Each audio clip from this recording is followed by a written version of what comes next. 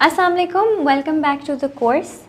आज हम बात करेंगे इंस्टाग्राम एड्स के ऊपर, जो कि एक बहुत इम्पॉर्टेंट हिस्सा है अगर आपका बिज़नेस या ब्रांड इंस्टाग्राम पे है, क्योंकि इंस्टाग्राम एड्स जो हैं वो एक बहुत अफेक्टिव और अहम तरीका है बिज़नेस जनरेट करने का और सेल्स बढ़ाने का और एंगेजमेंट बिल्ड करने का। अभी तक हमने जो कुछ भी सीखा था वो सारा ऑर्गेनिक था, वो ऐसे तरीके थे जिसमें स्पॉन्सरशिप इन्वॉल्व नहीं थी, जिसमें पैसे इन्वॉल्व नहीं थे, और वो फॉर्मल एड्स नहीं थे।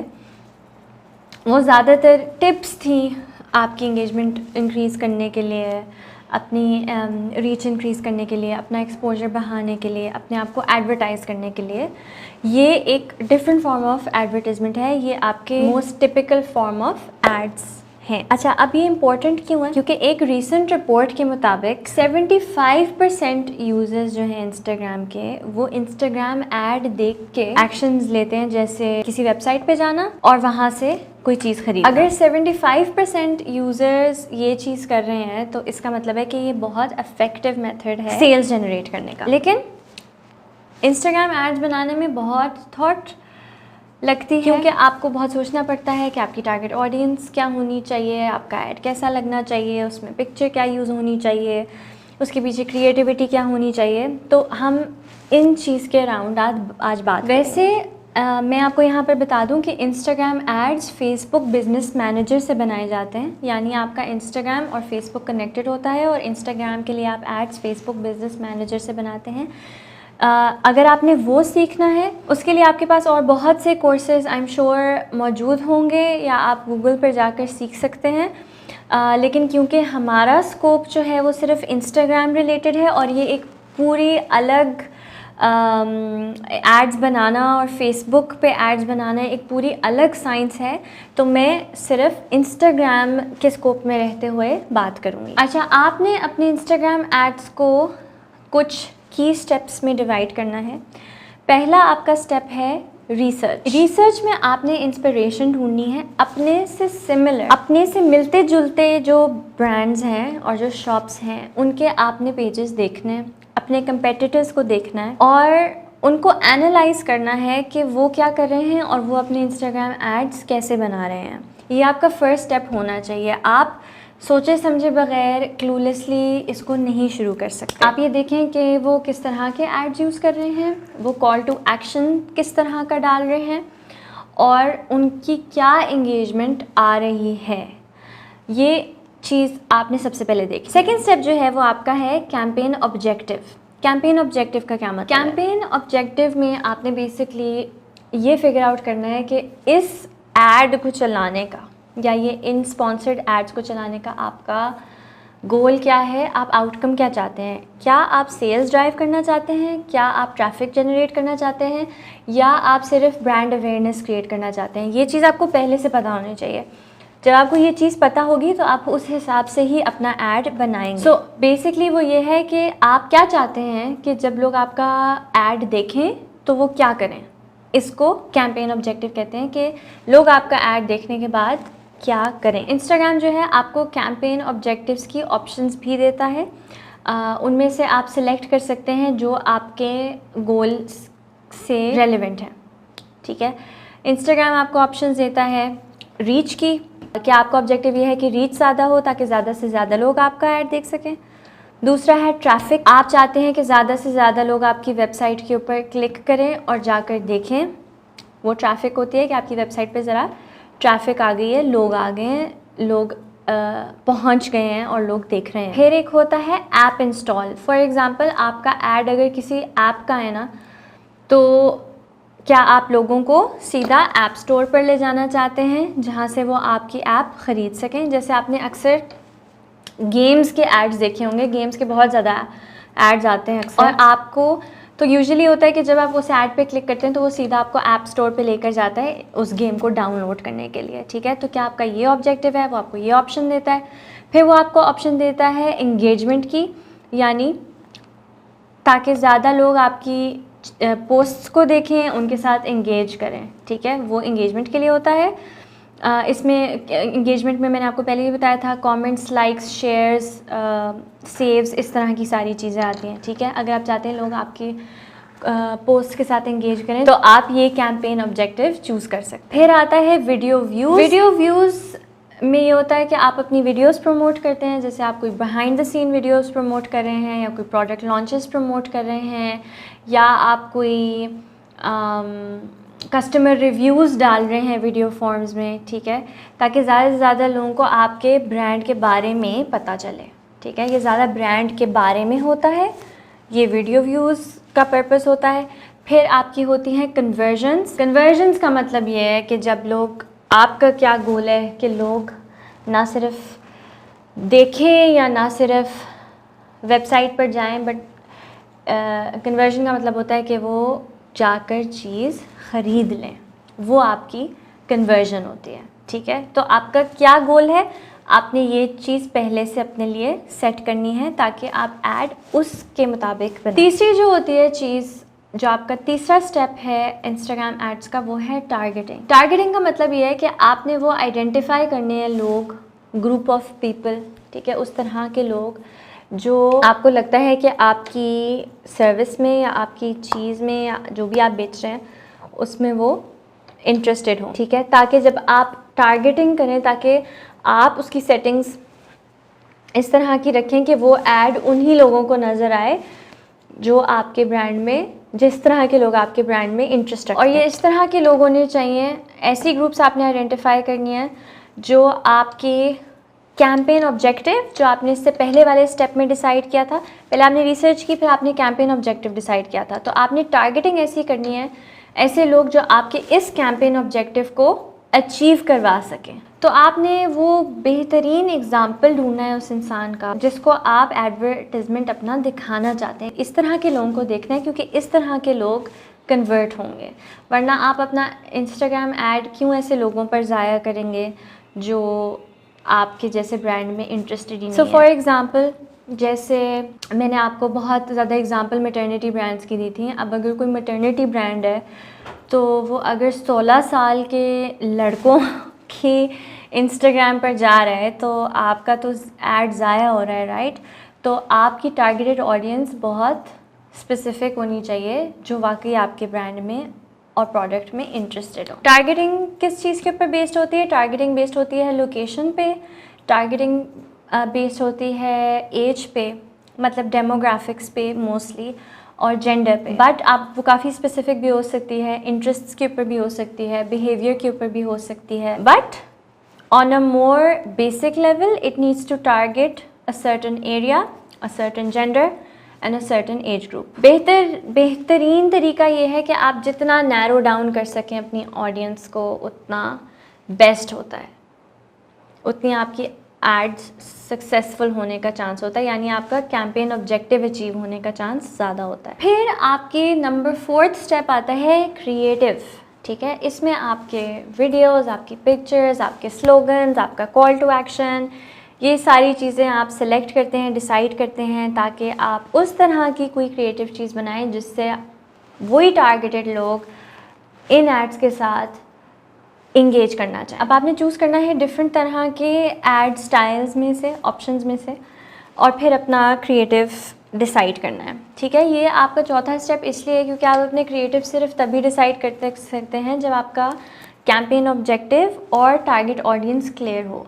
आपको जब पता होगा कि आपकी टारगेट ऑडियंस कैसी है, तो उसी के हिसाब से आप अपनी इंस्टाग्राम ऐड को डिज़ाइन करेंगे, जाहिर सी बात है।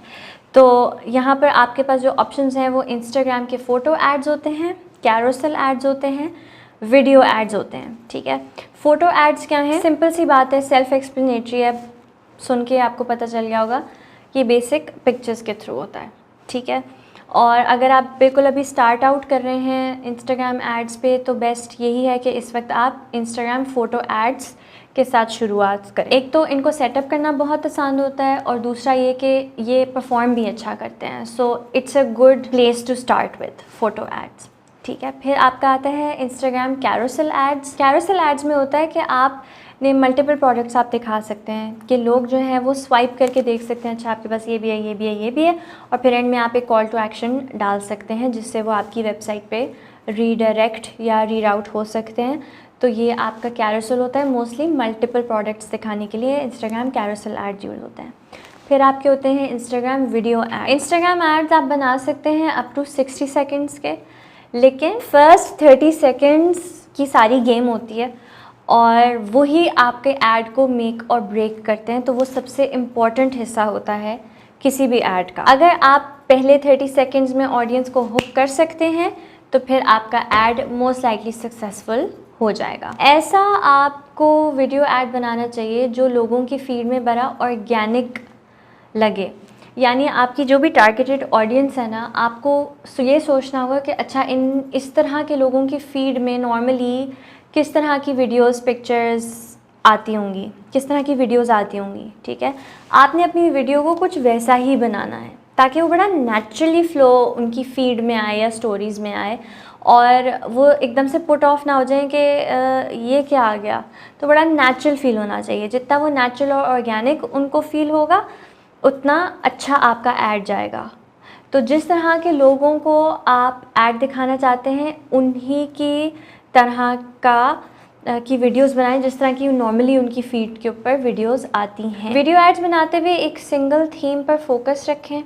वजह इसकी ये है कि आप छोटा सा एक ऐड है, उसमें आप बहुत ज़्यादा इन्फॉर्मेशन नहीं देना चाहते, बहुत ज़्यादा ओवरलोड नहीं करना चाहते और उनको कंफ्यूज नहीं करना चाहते, तो मिनिमल इन्फॉर्मेशन दें और एक फोकस्ड इन्फॉर्मेशन दें। इसी तरह आप वीडियोस में वीडियोस को स्लाइड शोज़ भी बना सकते हैं। तो ज़रूरी नहीं है कि वो वीडियो, बट वो वीडियो होती है और वो बहुत सारे डिफरेंट चीज़ों का, पिक्चर्स का स्लाइड शो भी हो सकता है। ये एक तरीका है इंस्टाग्राम वीडियो एड्स बनाने का। इसमें आप अपनी डिफरेंट तरह की पिक्चर्स डाल सकते हैं, इसमें आप अपना यूज़र जनरेटेड कंटेंट भी डाल सकते हैं, तो वो हमेशा अच्छा ही लगता है क्योंकि वो ज़रा रियल लाइफ सिचुएशंस होती हैं। जो यूज़र जनरेटेड कंटेंट होता है वो ज़रा ज़्यादा रॉ होता है, वो ज़्यादा रियल लाइफ होता है, वो आपका प्रोडक्ट शूट नहीं होता, वो लोगों का आपका प्रोडक्ट इस्तेमाल करते हुए एक एक्सपीरियंस की रिफ्लेक्शन होती है। तो अच्छा होगा कि अगर आप स्लाइड शोज़ में यूज़र जनरेटेड कंटेंट इस्तेमाल कर लें। लास्ट आपका पॉइंट है ट्रैकिंग। ट्रैकिंग में आपने ये करना है, ऐड जब एक दफ़ा रन हो जाएं, एक दफ़ा लाइव हो जाएं, आपने उनका इम्पैक्ट असेस करना है। ये नहीं कि अच्छा बस ऐड लगा के छोड़ दिया उसके बाद बस अल्लाह वास्ते यानी आपको फिर उसको एनालाइज़ करना है, उसको असेस करें, भाई हमें इस ऐड से कोई फ़ायदा हुआ नहीं हुआ। 2 ऐड चलाए थे तो इस वाले ऐड से ज़्यादा फ़ायदा हुआ, इस वाले ऐड से ज़्यादा फ़ायदा हुआ, किससे ज़्यादा फ़ायदा हुआ।